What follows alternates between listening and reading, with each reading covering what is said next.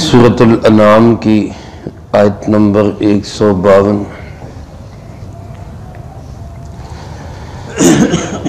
الحمدللہ وکفی والسلام علی عبادہ الذین اصطفی خصوصا علی سید الرسل وخاتم الانبیاء وعلى آلہ واصحابہ الاتقیاء اما بعد فاعوذ باللہ من الشیطان الرجیم بسم اللہ الرحمن الرحیم ولا تقربوا مال اليتيم إلا بالتي هي أحسن حتى يبلغ أشده وأوفوا الكيل والميزان بالقسط ولا نكلف نفسا إلا وسعها وإذا قلتم فاعدلوا ولو كان ذا قربى وبعهد الله أوفوا ذلكم وصاكم به لعلكم تذكرون ولا تقربوا مال الیتیم، اور یتیم کے مال کے قریب بھی مت جاؤ، الا باللتی ہی احسن، مگر اس طریقے سے جو سب سے خوبصورت ہو، حتی یبلغ اشدہ، یہاں تک کہ وہ اپنی پختہ عمر کو پہنچ جائے، وَأَوْفُوا الْكَيْلَ وَالْمِيزَانَ بِالْقِسْطِ، اور ناپ اور تول کو پورا کرو انصاف کے ساتھ، لا نکلف نفسا الا وسعها، ہم کسی نفس کو مکلف نہیں بناتے مگر اس کی ہمت کے مطابق، وَإِذَا قُلْتُمْ فَاعْدِلُوا، اور جب بات کرو تم تو عدل کی بات کرو، وَلَوْ كَانَ ذَا قُرْبَى، اگرچہ اپنے قریبی رشتہ داروں کے خلاف ہو، وَبِعَهْدِ اللَّهِ أَوْفُوا، اور اللہ کے عہد کو نبھایا کرو، ذَلِكُمْ وَصَّاكُمْ بِهِ، یہ وہ وصیت ہے جو وہ تمہیں کرتا ہے، لَعَلَّكُمْ تَذَكَّرُونَ، تاکہ تم نصیحت حاصل کرو۔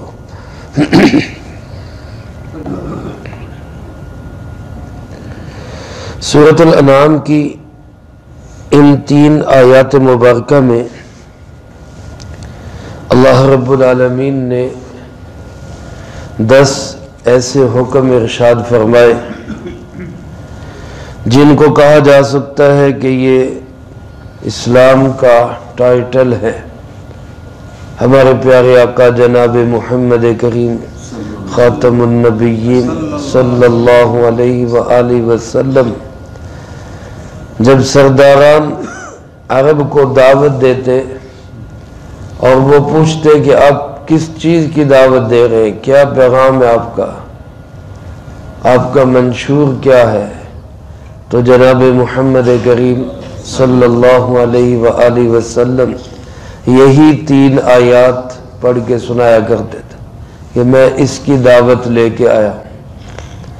اور جو متعصب نہیں ہوتے تھے وہ متاثر ضرور ہوتے تھے، جن کے اندر تعصب نہیں تھا وہ دعوت سے متاثر ضرور ہوتے تھے کہ پیغام اچھا ہے، مانے نہ مانے وہ الگ بات ہے۔ 5 احکامات اللہ پاک نے اس سے پہلی آیت مبارکہ میں بیان فرمائے، اور اس آیت 152 نمبر میں 4 حکم اور ارشاد فرمائے۔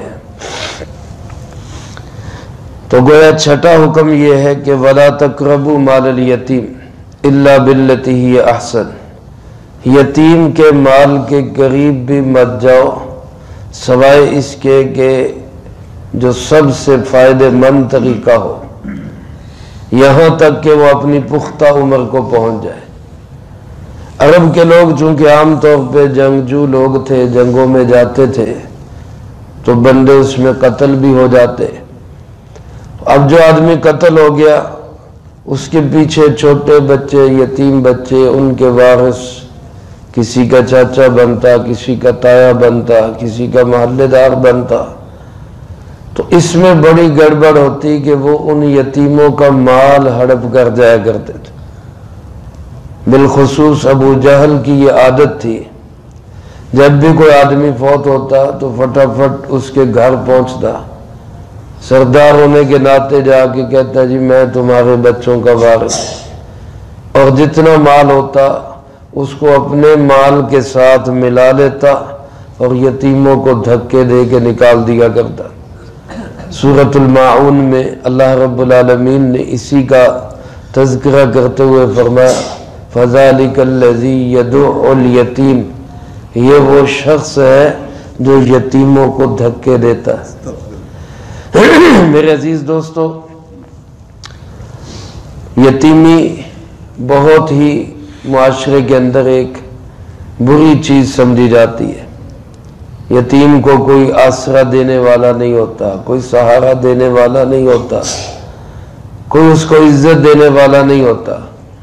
ماں باپ زندہ اور حیات ہوں تو اللہ کی بہت بڑی نعمت ہے.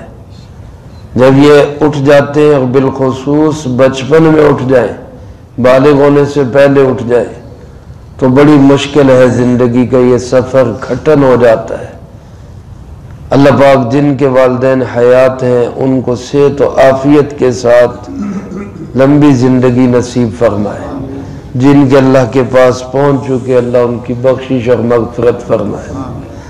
حدیث پاک میں رسول اللہ صلی اللہ علیہ وآلہ وسلم نے ارشاد فرمایا، جس کا مفہوم یوں ہے کہ دنیا کے گھروں میں سب سے بہترین گھر وہ ہے، ساری دنیا کے گھروں میں سب سے بہترین گھر وہ ہے کہ جس میں کوئی یتیم بچہ ہو اور اس کے ساتھ اچھا سلوک کیا جاتا ہو. اور فرمایا دنیا کے گھروں میں سب سے بدترین گھر وہ ہے کہ جس گھر میں کوئی یتیم ہو اور اس کے ساتھ بدسلوکی کی جاتی ہو، برا سلوک کیا جاتا ہو. ایک حدیث مبارک میں آپ علیہ السلام نے ارشاد فرمایا انا وکافل الیتیم کہاتین، فرمایا قیامت کے دن میں اور یتیموں کی کفالت کرنے والا اس طرح ساتھ ہوں گے جس طرح یہ دو انگلیاں ساتھ ہیں. یعنی یتیم کی کفالت کرنا، یتیموں کا آسرا بننا، یتیموں کے سر پہ ہاتھ رکھنا اللہ کے محبوب علیہ السلام کی جنت میں قرابت دلانے کا ذریعہ ہے. اللہ ہم سب کو نصیب فرمائے. لیکن فرمائے کہ اگر کسی کے گھر میں کوئی یتیم ہو، بھتیجے یتیم ہو گئے، چچا وارث بن گیا، تایا وارث بن گیا، اب وہ یتیم کے مال کو ضائع نہ کرے. صحابہ اکرام رضی اللہ تعالیٰ مجمعین کو جب یہ یتیموں کے متعلق حکم دیا گیا تو وہ اس قدر محتاط ہو گئے کہ یتیم کا کھانا الگ بناتے، اپنا الگ بناتے کہ اس کے کھانے میں سے بھی کوئی چیز ہماری طرف نہ آئے. لیکن ظاہر ہے اس میں یتیم کے مال کا نقصان ہے. اب ایک بندے کے لیے 2-4 بندوں کے لیے الگ کھانا بنے، ادھر الگ بنے، تو اللہ پاک نے اس کی اجازت دی ان تخالطوہم، اگر تم ملا کے کھانا بنا لو کوئی حرج نہیں ہے. لیکن اس میں اللہ پاک نے پہرے داری کس کی بیان فرمائی؟ فرمایا واللہ یعلم المفسد من المصلح، تم میں سے جو گڑبڑ کرے گا اور جو یتیم کی اصلاح کی نیت رکھے گا، دونوں کو جاننے والا کون ہے؟ اللہ ہے. اللہ پاک خوب جانتے ہیں کون کس نیت سے کیا کر رہا ہے. اس لیے اللہ کو سامنے رکھ کے یتیم کے مال کے ساتھ وہ برتاؤ کرو جو احسن ہو. احسن سے مراد سب سے زیادہ نفع والا ہو. اگر یتیم کے پاس مال ہے، اس کو آپ تجارت میں لگانا چاہتے ہیں تو ایسی جگہ پہ تجارت پہ لگائیں جہاں کل کو اس کو اس کا فائدہ ہو سکے۔ تو کب تک یتیم کے مال کی حفاظت کرنی ہے؟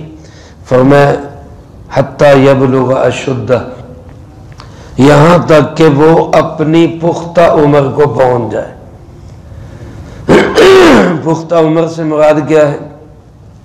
بعض حضرات تو فرماتے ہیں بالغ ہو جائے، بعض نے لکھا ہے 15 سال کا بچہ بالغ ہو جاتا ہے، 12 سال کی بچی بالغ سمجھی جائے گی، لیکن اکثر حضرات فقہا یہ فرماتے ہیں کہ بالغ ہونے سے بھی بچہ سمجھدار نہیں ہوتا۔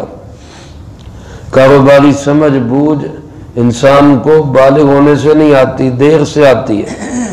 اس لیے امام ابو حنیفہ رحمۃ اللہ علیہ فرماتے ہیں کہ کم سے کم 25 سال کا ہو جائے تو پھر اس کا مال اس کو حوالے کیا جائے، اس کے بعد اپنے مال کے نفع نقصان کا وہ خود ذمہ دار ہے۔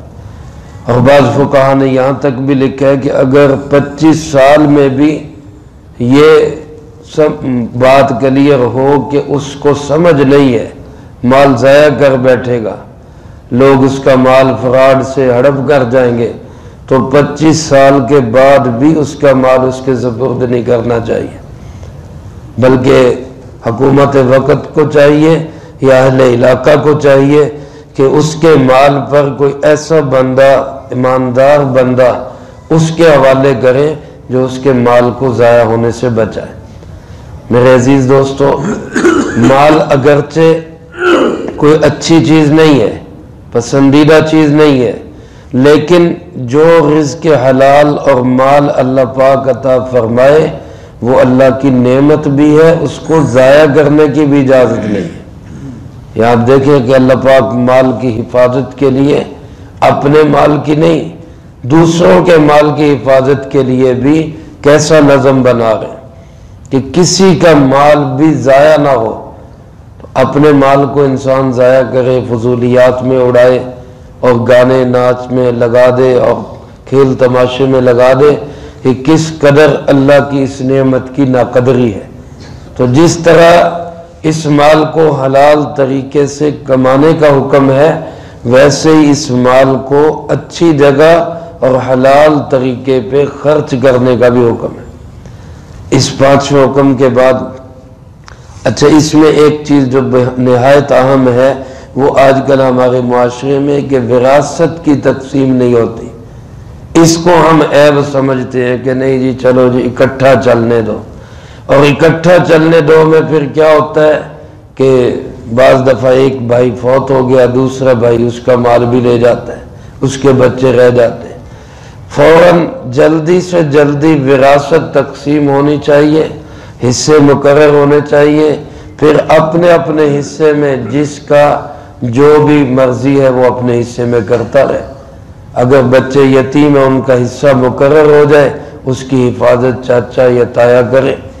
تو یہ وراثت کی تقسیم یہ فوری طور پر ہونا یہ بہت ضروری ہے۔ اس کے نہ ہونے کی وجہ سے بہت سے مسائل کے اندر گڑبڑ ہوتی ہے۔ 7واں حکم اللہ پاک نے یہ ارشاد فرمایا وَأَوْفُوا الْكَيْلَ وَالْمِيزَانَ بِالْقِسْطِ، ناپ اور تول کو انصاف کے ساتھ پورا کرو۔ آپ صلی اللہ علیہ وسلم ایک دفعہ بازار میں تشریف لائے اور تاجروں سے خطاب کر کے فرمایا یا معاشر التجار، اے تاجروں کا گروہ، اے تاجروں کی جماعت، تم سے پہلے لوگوں کو اللہ تعالیٰ نے 2 چیزوں سے آزمایا، ناپ اور تول سے، اور وہ اس میں کامیاب نہیں ہو سکے، اس کے نتیجے میں اللہ کی سزا کے مستحق بنے۔ حضرت شعیب علیہ السلام کی قوم بڑی متمدن قوم تھی، بڑی خوشحال قوم تھی، اللہ نے بہت ان کو مال و دولت سے نوازا تھا۔ ایک ہی کمی تھی کہ وہ ناپ تول میں کمی کرتے تھے۔ حضرت شعیب علیہ السلام نے ان کو سمجھایا بھائی ایسا نہ کرو، لیکن وہ اس سے باز نہ آئے، ٹس سے مس نہ ہوئے، الٹا اللہ کے نبی علیہ السلام کو یہ کہنے لگے الصلاۃ تأمرک، کیا تیری نماز تجھے یہی سکھاتی ہے کہ تو ہمارے معاملات میں دخل اندازی کرے؟ ہم جو مرضی کریں اپنے معاملات میں، تو کون ہوتا ہے دخل اندازی کرنے والا؟ آج کسی کو دین کی بات بتائیں، صحیح بات بتائیں، صحیح مسئلہ سمجھائیں، کوئی حق کی بات کرے، وہ کہتے جی تم ہوتے کون ہمارے معاملات میں دخل دینے والا؟ میرے عزیز دوستو، یہ شریعت ہے، اس میں کاروبار کے، معاملات کے، ملازمت کے اور معیشت کے، تجارت کے سارے احکامات اسلام کے اندر بیان کیے گئے۔ تو اگر ہمارا نظام معیشت اسلام کے مطابق ہوگا تبھی ہمیں کامیابی ہو سکتی ہے، اس کے سوا الٹے لٹک جائے اللہ کی قسم کامیابی نہیں ہو سکتی، کبھی بھی نہیں مل سکتی۔ اس لیے اپنے نظام کو نظام اسلام کے تحت ڈالنے کی ہم کوشش کریں۔ تو شعیب علیہ السلام نے سمجھایا، نہیں مانے، نتیجہ کیا ہوا؟ اللہ پاک نے عذاب بھیج دیا۔ تو اللہ کے محبوب علیہ السلام نے اس امت کے تاجروں کو بھی یہ وارننگ دی ہے کہ ناپ تول میں کمی نہ کرنا، ورنہ پہلی قومیں بھی برباد ہوئی، تم بھی برباد ہو جاؤ۔ آج یہ بے برکتی اور نحوست اور بدحالی اور پوری نہ پڑنا اور ہر بندے کا پریشان، ہر بندے کا یہی رونا کہ جناب مال گھٹ رہا ہے، پیچھے کو جا رہا ہوں، اس کا نتیجہ اسی کا نتیجہ ہے کہ ہم نے لوگوں کے ساتھ معاملات میں ڈنڈی مارنے کی کوشش کی۔ آپ علیہ السلام بازار میں تشریف لائے، ایک تاجر سامان کا وزن کر رہا تھا، تو آپ نے فرمایا زن ورجح، تول اور جھکتا ہوا تول، تاکہ تیری طرف کسی کا حق رہ نہ جائے، تیری طرف سے کچھ زیادہ چلا جائے تو اس میں کوئی حرج کی بات نہیں ہے۔ اللہ پاک نے فرمایا اوف الکیل والمیزان، ناپ کو، تول کو، تکڑی ہو، ترازو ہو، کوئی برتن ہو، کسی سے تولا جائے، ماپا جائے، گز ہو، میٹر ہو، تو اس کو پورا رکھو، اس کو کمی نہ کرو۔ آج کل ہمارے یہاں کہتے جی کلو ہی جو ہے وہ 900 گرام کا ہوتا ہے، کلو ہی 900 گرام کا ہوتا ہے۔ ایک خاتون، ایک دیہاتی آدمی، اس کی بیوی اس کو مکھن کے پیڑے بنا دیتی کہ جا کے شہر میں بیچا۔ اب وہ شہر میں آتا تو شہر والے کو آ کے کہتا یہ مکھن کے پیڑے رکھ لو اور اس کے بقدر مجھے چینی تول کے دے دو۔ وہ اس کو تول کے دے دیتا، ایک طرف مکھن کا پیڑا رکھتا اور دوسری طرف جو ہے نا وہ چینی تول دیتا اس کے وزن کے برابر۔ ایک دن اس نے سوچا چینی والے نے کہ میں مکھن کو الگ تول کے تو دیکھوں یہ کتنا ہے۔ اب جو تولا تو وہ 900 گرام، یار یہ چنگا دیہاتی ہے، مجھے دا لگا رہا ہے، یہ 100 گرام ہر پیڑے میں سے کم کر رہا ہے، تو مجھے دا لگا لیا اس نے۔ اگلی دفعہ آیا تو اس کو کہتا صاحب یہ آپ کیا کرتے ہیں، آپ مجھے 100 گرام کم دیتے ہر دفعہ۔ اس نے کہا بادشاہ جناب تسی بھی نیک بندے ہو، گل یہ ہے کہ میرے کو تو نہ تکڑی نہ ترازو نہ کوئی اور چیز، تولنے کے لیے کوئی باٹ شاٹ نہیں ہے، آپ کا ایک چینی کا پیکٹ میں ایک سائیڈ پہ رکھتا ہوں، جتنی آپ کی چینی ہوتی ہے اتنا میں مکھن تول دیتا ہوں۔ اب وہ بھی 900 گرام ہوتی ہے تو یہ بھی 900 گرام ہے، یعنی ایک دوسرے کو دا لگ رہا ہے اپنی وجہ سے۔ تو میرے محترم دوستو، آج پورے معاشرے کے اندر یہ جو خرابیاں ہیں یہ اسی لیے کہ ہر بندے کا ذہن یہ میں اگلے کا کھا جاؤں بس۔ اگر ہم میں سے ہر شخص یہ سوچے کہ میری وجہ سے دوسرے کو فائدہ پہنچ جائے، چلو میرا کچھ کم بھی رہ جاتا ہے تو خیر ہے، تو مال میں ایسی برکات ہوں گی جن کا ہم تصور بھی نہیں کر سکتے۔ یہ ضابطے کی بات نہیں، ضابطہ تو یہی کہ اپنا حق پورا دو، اگلے کا حق پورا، اپنا پورا لو، اگلے کا پورا دو۔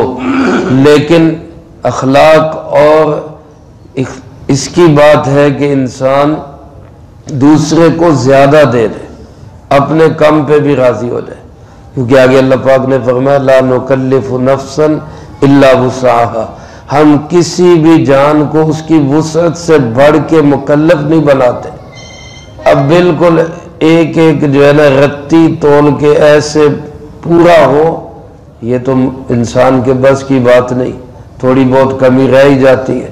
تو اللہ پاک نے فرمایا اس کمی کا ہم نے مکلف نہیں بنایا، اپنی طرف سے کوشش کرو کہ پورا ادا ہو جائے، بلکہ پورے سے بھی بڑھ کے ادا ہو جائے، اسی صورت میں تم دوسرے کا مال کھانے سے بچ سکتے ہو۔